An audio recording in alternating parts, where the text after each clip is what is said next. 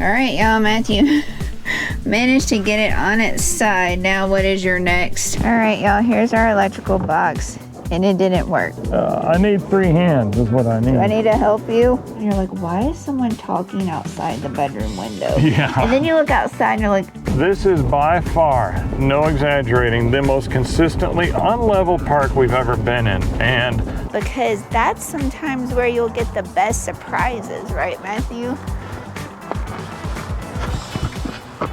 absolutely. All right, y'all, we're going to the Maverick to dump our tanks. And sometimes truckers like to park by, but it looks like it's empty. Oh, good.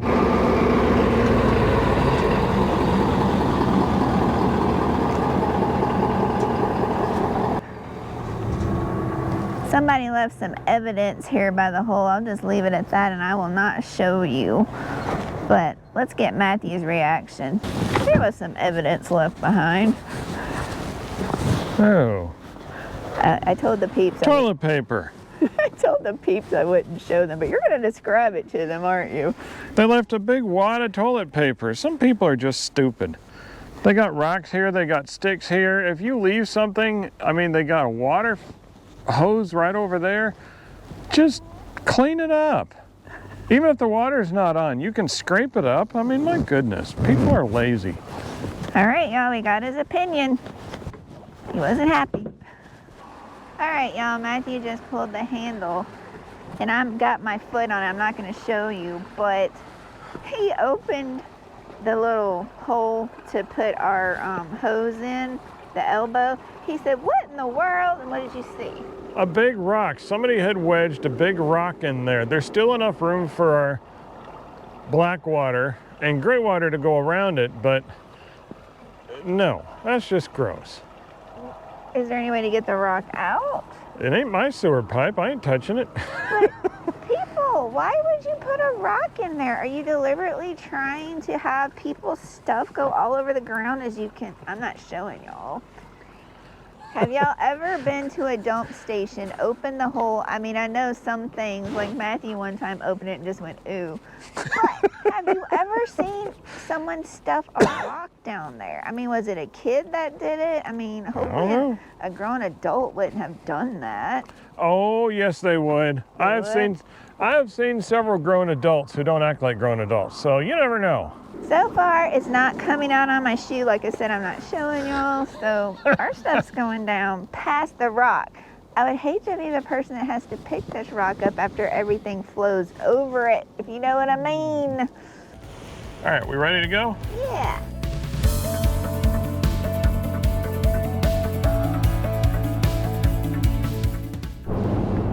All right, y'all, I hope it shows up, but look at the water, and then you can see the mountain reflecting in the water. Isn't that pretty?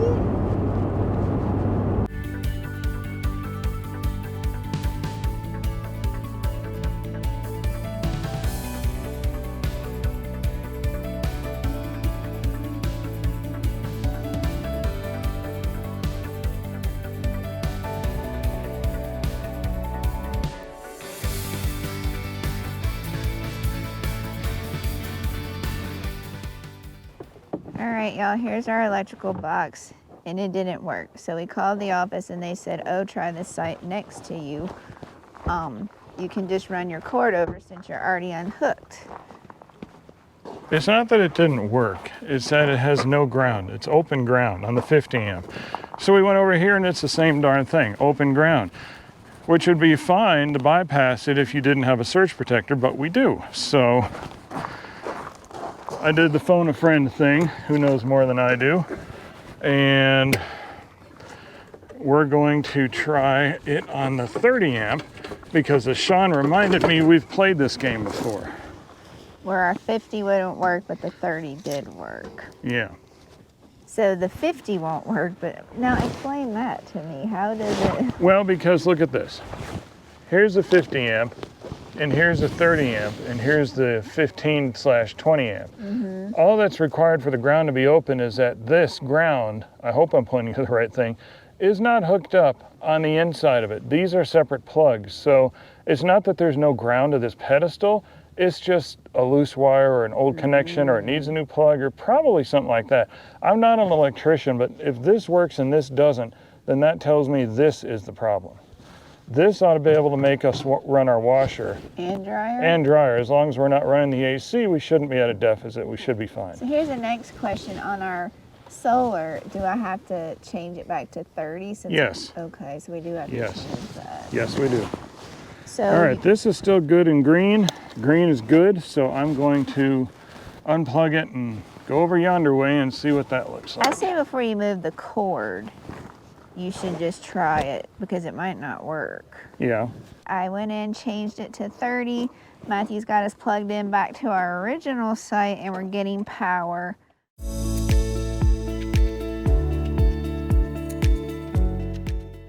All right, y'all. It is, what time is it? 4:30. We haven't even got one load of laundry done yet completely. And we got here like at 12:30. So Matthew, why are you in the closet and what is going on? Because I hate our washer. It's the worst one ever made on planet Earth. The error code that we're getting says that it needs a new control board. We happen to have a new control board. Heck if I know how to replace it. So it's going to be a late one because I have to replace this board before we can use this piece of junk. I'd rather go to a laundromat, but we have it, so I got to try to fix it. Moment of truth, are you pulling it out? No. Nothing to try. And the washer has clothes in it too.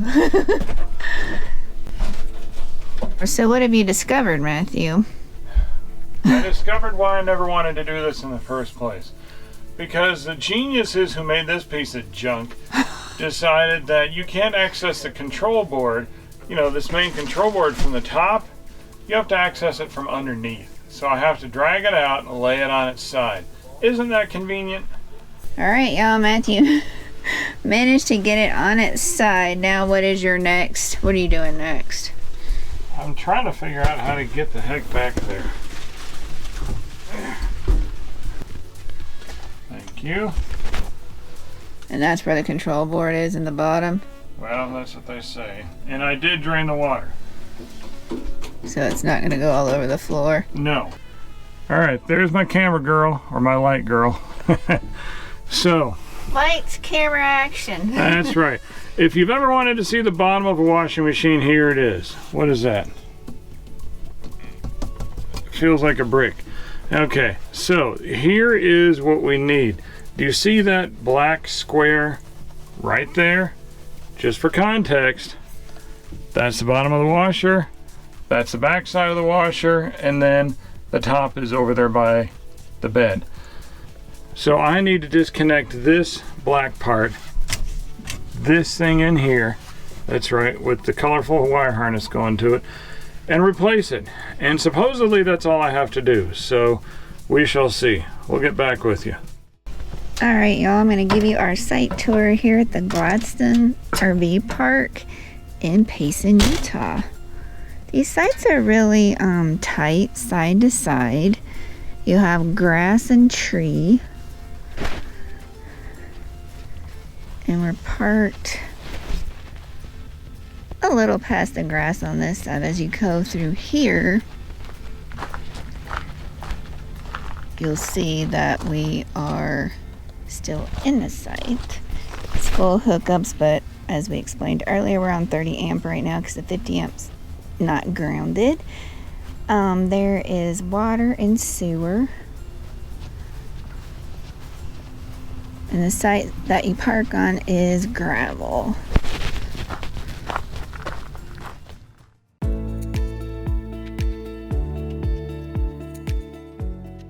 It's dark, it's almost 9 p.m. Matthew's in the closet, and what's the conclusion? The conclusion is the washer is dead as far as I'm concerned. Good grief, I can't even get a screw back in. I'm not qualified to do this. There are wires coming out of everywhere in that board. It's not like something you can just plug and play. I can't even get the wiring harnesses out of where they need to get out of. I can't. This is the control board. This is the new one. And it's got wires coming out everywhere. I don't even know how to get the panels off without breaking them.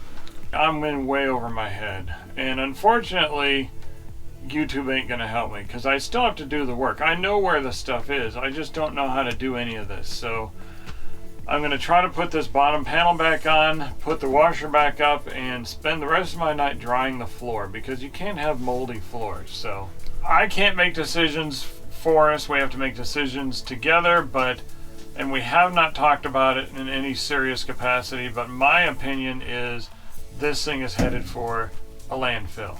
You know the way it is. To get a proper, and I don't mean an RV mobile tech, I wouldn't let one of them touch this because they don't know how to fix washers necessarily. You need a washer repair person out here. And to get one of them out here, you're just going to buy yourself a new washer. How much money you're going to spend, and we don't have that money right now. Well, our friends over at Till Further Noticed, they had a Splendid too. They wound up paying hundreds of dollars because they said to get it fixed. I don't remember what their problem was, but then it died a second time and they said that's it, and they just took it out. Yep.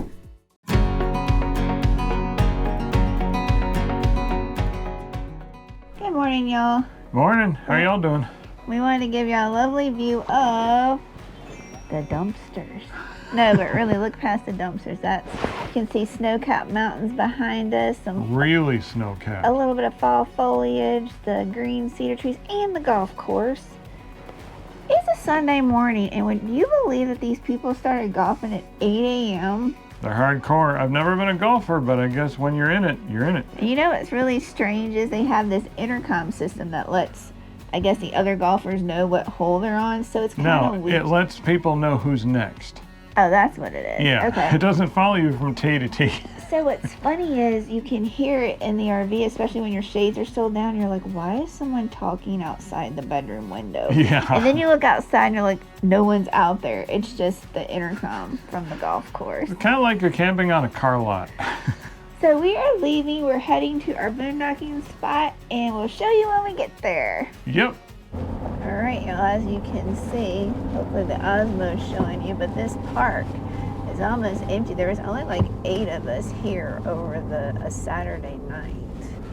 And the reason is because as absolutely beautiful as this park is, and as much fun as it is to see a reliable herd of deer mowing the lawn every night, this is by far, no exaggerating, the most consistently unlevel park we've ever been in. And in most of the spots, you practically have to, and we have seen people do this, dig big holes, like a foot deep, in order to have the tongue of their travel trailer, if that's what you're traveling in, low enough in order to level. This place is so unlevel, you'd think Mr. Magoo is the one who designed it. I think people are willing to stay here, though, because it is gorgeous. The front row, or back row, depending on how you like to think about it, back by the dumpsters is your best chance if you have a fifth wheel. It's not that bad in that row. Honestly, we didn't have to go to any crazy lengths to level on that row. That's the only row you want to consider. But then the 50 doesn't work. But then the 50 amp doesn't work, so don't worry about it. Just use 30.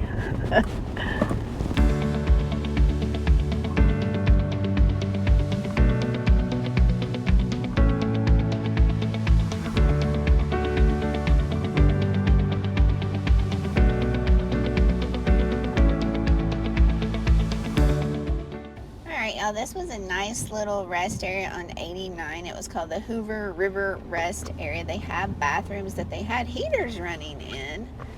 Yeah, it's a beautiful rest area. They have an attendant that keeps it. Turn right at the stop sign. Keeps it maintained, and the scenery is beautiful. Wish it wasn't raining, and maybe we would have time to explore a little bit of it. That would be fun, yeah. But he said we were by a town called Mayersville or something. Or Maryville or something, yeah, I don't know. like that. But It's right across from a Hoover's gift shop. Okay.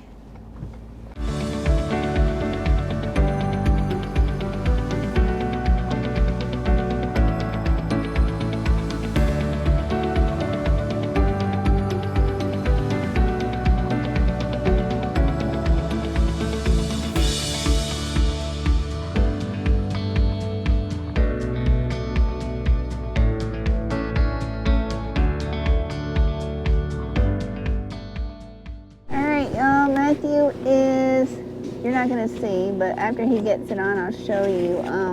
The tube is blue. It's our what, low point drain? Well, no, this is the freshwater drain. Oh, the freshwater drain. It's not super important, but it is something that leads to the fresh tank, so I don't want it to freeze. Back up slowly.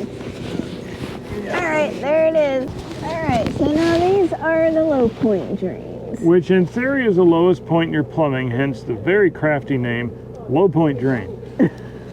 So I'm going to put these two, and these aren't just pool noodles, these are actual insulators. I don't know what the difference is, maybe the material they use. And I'm going to put these on both sides. And then I have old socks, which I was going to throw away, I don't know why. And I'm going to wrap it around, because if you leave any of the red or blue exposed, I tell you from personal experience, it'll freeze. When it gets cold enough, you give it an inch, it'll take everything, like your ability to run water. So there we go. Are y'all ready for it? Dun dun dun dun dun dun dun dun dun. It's like a scene from Wizard of Oz, except you don't have the ruby slippers. I need 3 hands is what I need. Do I need to help you? No, I'll get it. All right, y'all, there's the socks. You can see the top, the duct tape, and then the foam. So hopefully that's insulated enough. It's not like it'll get in the teens, but we'll see. I don't think it's going to. As of right now, our forecast just shows 20s, but we'll see. We'll see. All right, y'all. This is our boondocking spot right next to a national park. We are actually boondocking right outside of Bryce Canyon National Park. I'm gonna spin y'all around so you can camp over there on that side. You can see like the little fire pits. There's rocks up there. There's pine trees. There's a mountain way over there. I'm not sure if that's the national park. This is the front of our campsite, and we're here with friends again. So we pulled in this way because we need to be north-south.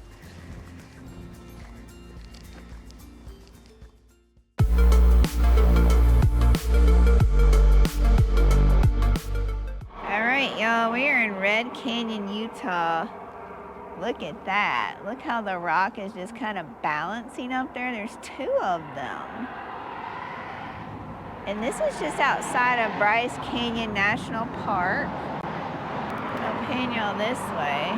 Yeah, we're right off the highway, but there's a lot to see here in the Bryce, Utah area, isn't there, Matthew? I didn't hear you, I was taking pictures. I said there's a lot to see here in the Bryce, Utah area, isn't there? Yeah. And this is on the way back to Panguitch from Bryce. Let's go in here for a minute and see. I'm gonna go this way. Matthew, there's something called the photo trail. Look at that, y'all. Oh, look at that. Oh, this is so amazing. This is so neat, y'all. And this is not crowded in here. Everybody's just driving by. There's those 2 rocks at the top. It's just amazing, the contrast with the blue sky and the red rock, y'all. Matthew's loving this. He's getting to take all kinds of pictures. It almost looks like a cathedral in there or something. Oh, look at this. This is so awesome. It says pink ledges this way. Y'all, this is freaking amazing. I'm just loving it. Matthew's taking pictures. Have you ever been here before? Let us know. And y'all look up there. There's a tree way up there at that one. Matthew will not let me go ahead of him because he's taking pictures, and he said, I'll run the shot. This is amazing. Oh, look at this. It's like a little cave in there. I'm trying not to slip. Did you see this little cave? Are you and the people coming? Oh yeah, I want to come. You're just leaving us. Oh, this is so cool, Matthew. Y'all, we did not expect to see this today. Did you go up in there? No, I just took a picture. Oh, that's so amazing. Oh, they got a bench up here too. Look down there. Oh, cool. Oh, wow, y'all, you can see the horizon. Here, y'all, I'm gonna take y'all so y'all can smell it. You can really smell the pine. Ready, y'all? Get your sniffers out. All right, the peeps got to smell the pine. All right, Matthew, what'd you think of the Red Canyon? I'm gonna call it Fairy Tale Trail. The Red Canyon area of Dixie National Forest, it's amazing. I wish we had a lot more time. We were just going down the road just to kind of see what's here. We don't have all day, but you could easily spend all day here just looking around on both sides of the road. Show them the other side of the road from here. Here's the other side of the road, y'all. They have parking on the other side of the road, so you can park on the other side. They probably have all kinds of trails in here. All kinds of trails. What an amazing area. And this is right off the road, so you don't have to hike that much. You can just pull over and just walk in here as little or as much as you want. Absolutely. Y'all, we are getting a camp for free right outside a national park. And not just any national park, Bryce Canyon National Park. That's right, it's free and it's just down the road, and there's so much to see here other than just the national park. Yeah, I think this is our first time in a long time, I don't know when, that we have ever been in a really touristy area. Oh, yeah. And what I mean by that is, we were having washer problems. So we had to go into Bryce, is it Canyon City or Bryce Canyon City? Bryce Canyon City, I believe. They have this place called the Ruby Inn, which is like this big complex. They own everything. They have a couple of laundry rooms. So we're like, yo, we need to do laundry because, our washer wouldn't wash our clothes for us. So we went there, we did laundry. We parked the truck far away. You know how we are, because Matthew at first was like, this is ridiculous, parking the truck here and the laundry room's over there. I'm like, even for me, I thought it was ridiculous. I'm like, no, let's just park it there. It was not busy when we got there. Nope. It was a Sunday evening. We got there like right before they closed. We didn't know they were going to close the laundry room at 5, but I think they're very lenient. Anyways, I'm getting off subject. While we were sitting in there were a bunch of RVs that were still checking in. Y'all, this was like October 20th something. I don't remember the exact date. And I'm like, isn't there a shoulder season? And it was cold. It was starting. It had already snowed once in this area. And it was way below freezing at night, like in the 20s and stuff. And I'm like, okay, but they were just lining up outside the campground office checking in. After 6 p.m. Yeah, because that's what time we got done with the laundry. They said as long as you have your laundry in by 5, you can stay there. So that's why we were there after 6. We came out, and there were people parking all around the truck. We parked away from everybody because it was not busy. Why were they parking around us? They were going nuts over a rainbow. It was like, oh my gosh, a rainbow! And they were pulling in. They're like all flying out of their vehicles, and there's a rainbow!